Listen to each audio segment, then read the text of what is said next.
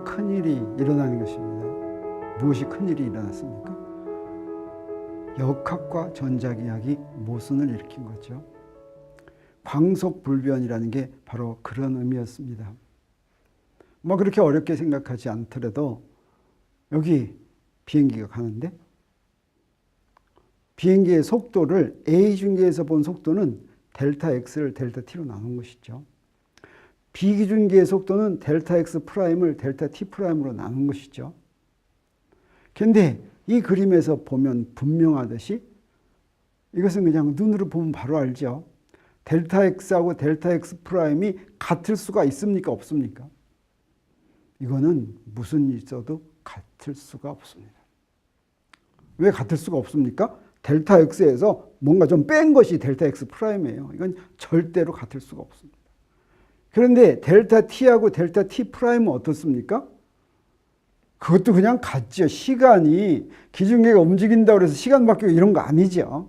네, 그래서 델타 T하고 델타 T 프라임도 같은데 델타 X를 델타 T로 나눈 거, 그 결과 속도가 VCA하고 VCB가 같다면 잠식을 들여다보세요. 네. 속도는 같은데 델타 T도 같은데 델타 X하고 델타 X 프라임이 반드시 다르면 이거 뭐 문제 해결됩니까? 안 됩니까? 이걸 해결할 수 있는 방법은 무엇이 있겠습니까? 뭐 이 중에서 뭐가 틀렸다 하는 건 뭐 VCA하고 VCB가 같다고 그랬는데 같지 않을 것이다. 뭐 그렇게 얘기할 수도 있겠죠. 그런데 마이클슨 몰리 실험에서만 그런 것이 아니라 전자기학에서도 이론적으로 그렇게 나온 것이죠. 그러면 이제 의심해 볼 수 있는 게 뭐만 남았습니까? 아, 델타 X하고 델타 X 프라임이 같다. 이거 의심할 수 있습니까? 없습니까? 다섯에서 하나 뺐더니 그 남은 거하고 다섯하고 같다. 이렇게 의심할 수 있습니까? 없습니까?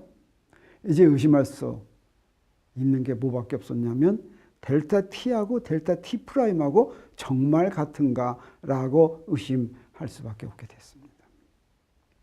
근데 이것은 당시로는 정말 의심하기 어려운 거였어요. 우리가 화분에 이렇게 꽃이 자라고 있으면 그 꽃이 아침마다 꽃이 뭐 식물이 얼마씩 자란다. 근데 식물이 안 자라면 여러 가지 의심해 볼 수가 있죠. 뭐 그런데 무엇을 의심하는 거나 마찬가지냐면 며칠 동안 태양이 안 떴나? 라고 의심하는 것만큼 델타 T하고 델타 T 프라임이 이게 같지 않을 수도 있나 의심하는 거라고 비유적으로 얘기할 수가 있겠습니다. 그런데 아인슈타인은 이것을 확인해 보려고 했습니다. 그리고 이것을 확인해 보려고 한 때가 언제였냐면 23살 때. 뉴턴의 운동 법칙이나 이런 것들을 전부 알아낸 시기 비슷하게 23살 때. 그래서 물리학의 뼈대를 만든 뉴턴과 아인슈타인은 그런 공통점이 있습니다. 20대 초반 이 물리학의 전체적인 뼈대를 만들었습니다. 그런데 생각해 보니까 시간이란 정말 알 수가 없는 것입니다.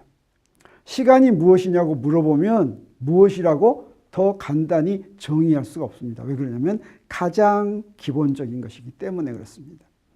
기본적이지 않은 것은 더 기본적으로 것으로 증명하면 됩니다.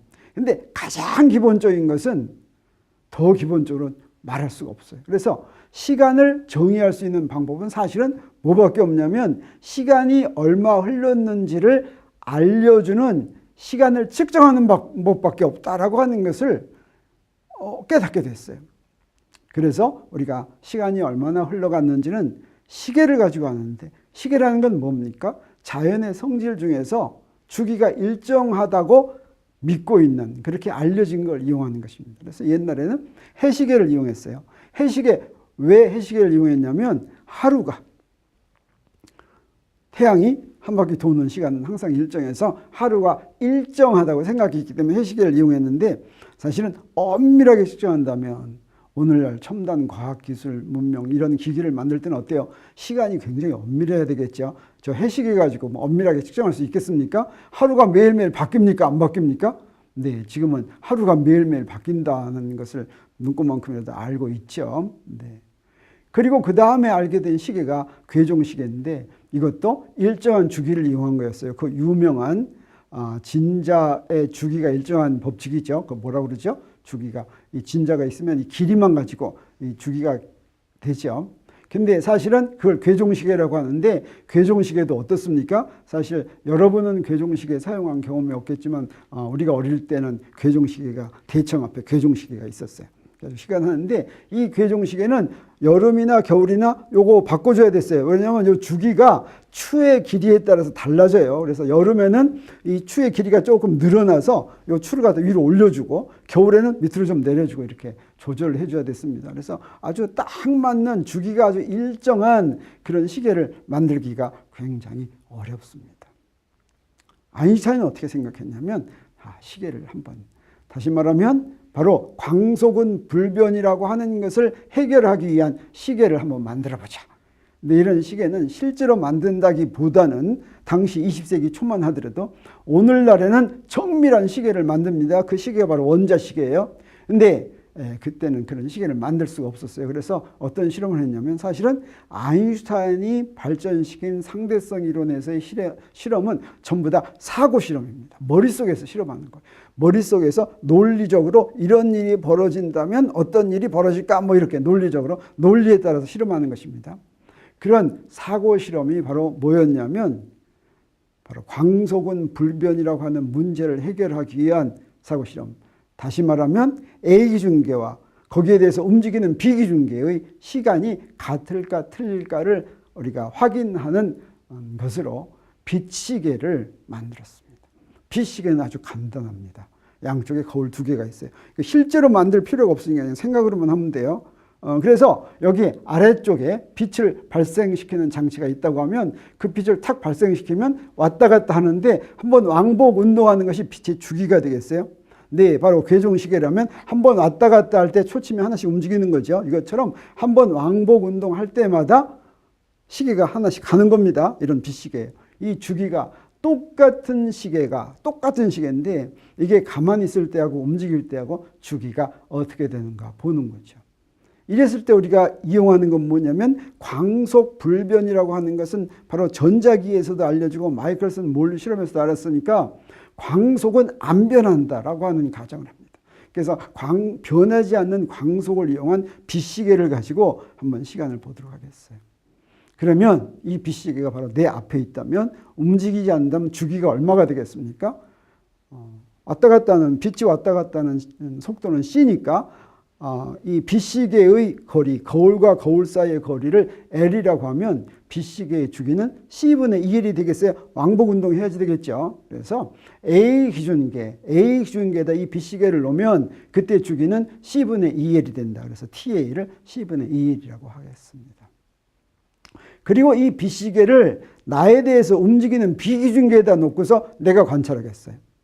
근데 비기준계에 있는 사람이 그 시계 보면 그 시계는 마찬가지로 안 움직이죠. 그 기준계에 놓인 그 시계는 안 움직이니까 비기준계에서 본 비기준계의 시계는 주기가 C분의 2L 똑같습니다. 근데 무엇이냐면 나는 지금 A 기준계에 있는데 B 기준계에 있는 시계를 봅니다. 그러면 시계는 가고 있죠.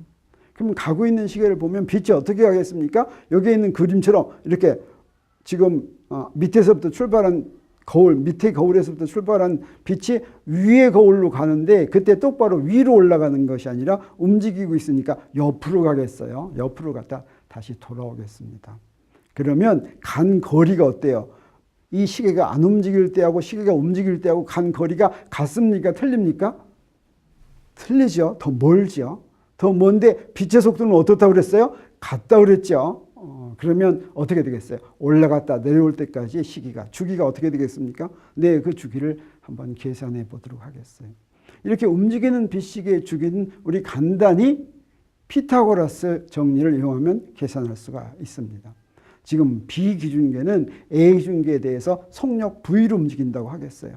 그러면 이때 주기를 TB라고 하면 반주기 동안 시계는 얼마만큼 가냐면 빛의 속력 곱하기 2분의 TB 하면 되겠어요.